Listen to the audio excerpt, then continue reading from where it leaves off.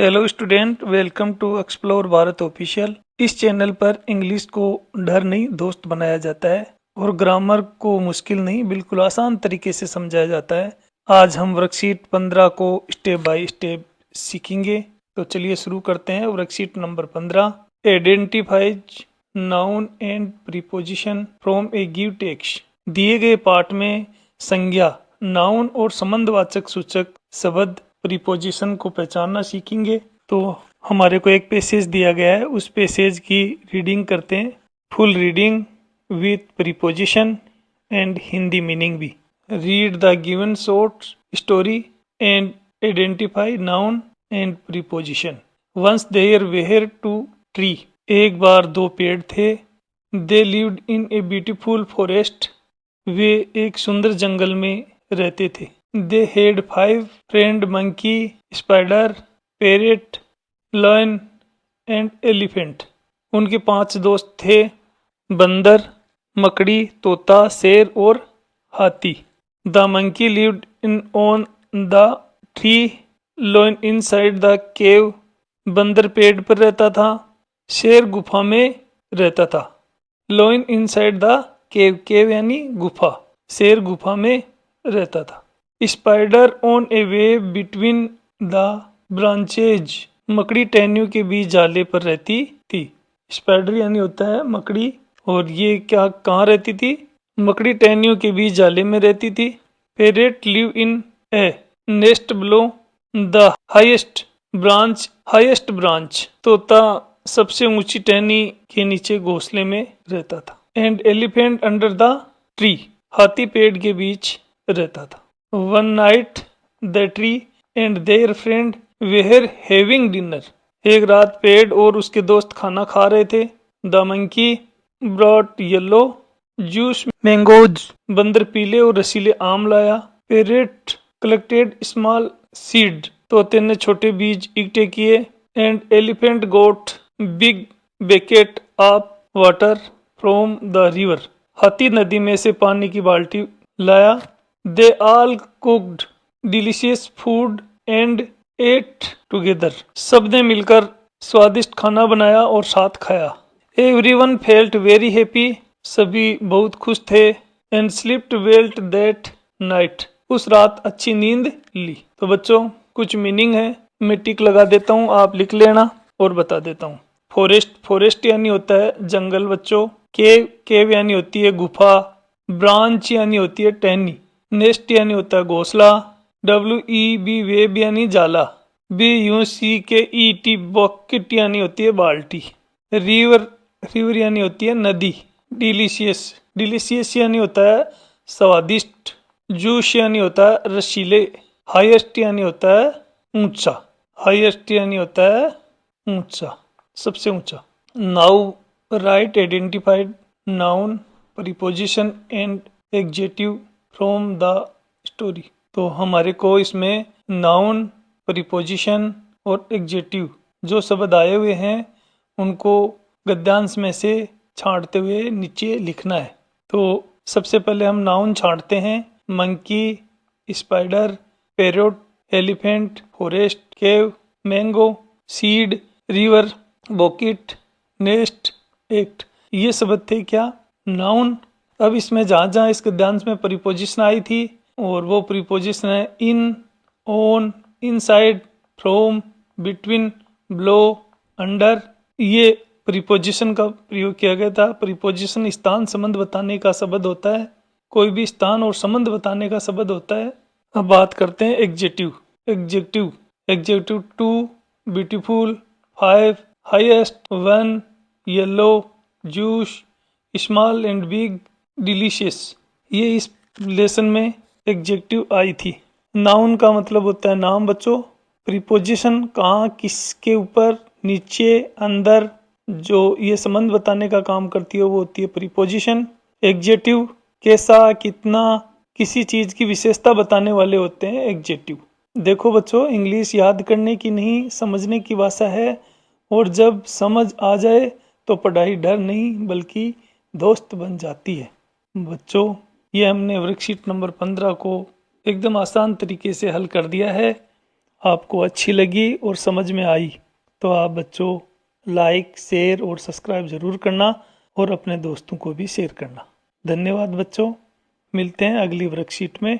Hello student, welcome to explore Bharat official. इस channel पर पढ़ाई को डर नहीं दोस्त बनाया जाता है और इंग्लिश को मुश्किल नहीं बिल्कुल आसान तरीके से सिखाया जाता है। तो आज हम करने वाले हैं worksheet number 16, prefix and suffix. बहुत ही सिंपल तरीके से समझने वाले हैं। Identify prefix and suffix appropriately. शब्दों के अर्थ में प्रीफिक्स शब्द के आगे लगने वाला भाग और सफिक्स शब्द के पीछे लगने वाला भाग, इसको हमें पहचानना है और सही आंसर का उत्तर देना है। तो पहले कॉन्सेप्ट को समझ लेते हैं बहुत ही आसान तरीके से। प्रीफिक्स क्या होता है? जो शब्द के आगे लगता है और मीनिंग बदल देता है, वो क्या होता है? प्रीफिक्स। जिस प्रकार से बच्चों हैप्पी शब्द है, हैप्पी यानी खुश, इसके आगे लगने वाला शब्द है अनहैप्पी, तो इससे हो जाएगा ना खुश। ये था बच्चों प्रीफिक्स। अब समझते हैं सफिक्स क्या होता है। जो शब्द के पीछे लगता है और नया शब्द बना देता है वह होता है सफिक्स। एग्जाम्पल के लिए जैसे शब्द है फ्रेंड, फ्रेंड यानी दोस्त, फ्रेंडली, LY आगे लगने से फ्रेंडली शब्द बन गया है। इसी प्रकार से जो नया शब्द बनता है उसको हम सफिक्स कहते हैं। तो इसी प्रकार दिए हुए क्वेश्चनों को हल करते हैं। क्वेश्चन नंबर 1 है, choose the correct prefix from the bracket and right again. Question संख्या A, शब्द दिया गया है हमारे को एबल, इससे पहले हम क्या लगाएंगे? अनएबल। तो अनएबल का मतलब होता है जो कर न सके, असमर्थ। B, एग्री, एग्री के आगे डिस लगा देंगे तो ये क्या हो जाएगा? डिसएग्री। तो डिसएग्री का मतलब होता है सहमत न होना। C, लाइक, लाइक के पहले हमने लगा दिया डिसलाइक, तो इसका अर्थ निकलता है नापसंद करना। इस प्रकार से D, हैप्पी, अनहैप्पी, तो अनहैप्पी का मतलब होता है दुखी। पॉसिबल, इम्पॉसिबल, तो इम्पॉसिबल का मतलब ये होता है जो संभव न हो। प्ले, रिप्ले, रिप्ले का मतलब होता है किसी चीज को दोबारा देखना या दोबारा चलाना। G, कलर, ट्राई कलर, इसमें क्या आएगा? ट्राई। ट्राई कलर का मतलब होता है 3 रंगों वाला। H, नाउ, अननाउ, अननाउन का मतलब होता है अज्ञात, जिसको हम जानते नहीं है। इसी प्रकार से आई, आई में है रेगुलर, रेगुलर के पहले लग जाएगा इर, इररेगुलर हो गया अनियमित। रेगुलर का मतलब होता है नियमित और इररेगुलर का मतलब होता है अनियमित। जे, लीगल, इलीगल, इलीगल का मतलब होता है गैर कानूनी। लीगल का मतलब होता है कानूनी और इलीगल का मतलब होता है गैर कानूनी। तो इस प्रकार से प्रश्न संख्या 1 को अपन ने हल कर दिया है। नेक्स्ट क्वेश्चन लेते हैं। Add the suffix to the word and make new meaningful words. हमारे को कुछ शब्द दिए गए हैं, उनको लगाते हुए हमारे को नए शब्द बनाने। ये हमेशा शब्द के बाद में लगते हैं और शब्द नया शब्द बना देते हैं। जैसे ए है फ्रेंड, तो फ्रेंड के आगे क्या लग गया? LY, तो ये क्या बन गया? फ्रेंडली। फ्रेंडली का अर्थ होता है मिलनसार। B, ब्यूटी, तो ब्यूटी के आगे हमने क्या लगा दिया? फूल, तो ये बन गया ब्यूटीफुल। ब्यूटीफुल का मतलब होता है, अर्थ होता है सुंदर। C, सॉफ्ट, सॉफ्ट के आगे हमने LY लगा दिया तो ये बन गया सॉफ्टली। सॉफ्टली का अर्थ होता है धीरे धीरे। D, चाइल्ड, चाइल्ड के हमने आगे लगाया ISH, तो ये होगा चाइल्ड्स। चाइल्ड्स का मतलब होता है बचपना वाला।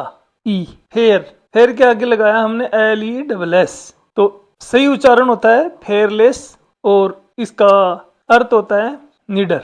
F, स्लो, शब्द LY, सही उच्चारण होता है स्लोली और इसका अर्थ निकलता है धीरे।